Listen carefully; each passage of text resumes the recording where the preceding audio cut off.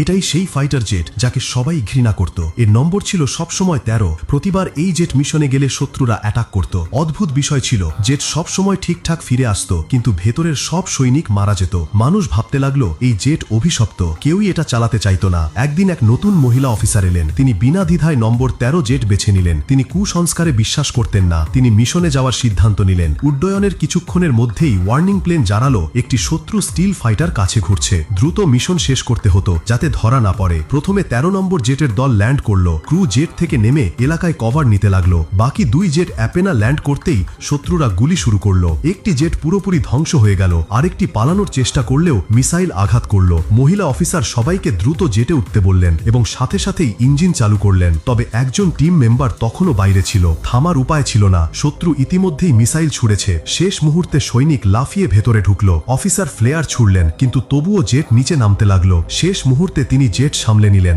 উপরে থেকে শত্রু আবার আক্রমণ করলো, কিন্তু সব মিসাইল ফ্লেয়ারেই ব্লক হয়ে গেল। তিনি অস্ত্র অফিসারকে বললেন শত্রুর দিকে ফায়ার করো, কিন্তু প্রতিবারই পাথরের দেয়াল আড়াল হয়ে যাচ্ছিল। তখন তিনি বললেন শত্রুকে বাদ দাও, সামনের পিলারগুলোতে ফায়ার করো। পিলারগুলো ভেঙে পড়ল এবং শত্রুর জেট তার নিচে চাপা পড়ল। তবুও বিপদ শেষ হয়নি। পাথরের জঙ্গল থেকে বেরিয়েই আরেক শত্রু ফাইটার আক্রমণ করল। মহিলা দ্রুত জেট রোল করে শত্রুর জেটের উপরে চলে গেলেন। তিনি সরাসরি শত্রু পাইলটের চোখে তাকালেন, তারপর ফ্লেয়ার ছুড়ে একে ধ্বংস করে দিলেন। তিনি তার দলকে নিরাপদে ফিরিয়ে আনলেন। এরপরও তিনি 13 নম্বর জেট দিয়ে ধারাবাহিকভাবে 19টি মিশন সম্পন্ন করলেন। একজন সৈনিকও আহত হয়নি। নতুন জেট আসার পরও তিনি বললেন আমি নম্বর 13ই চালাবো। একদিন মিশনে 13 নম্বর জেটের ওপর ঘাত লাগানো আক্রমণ হলো।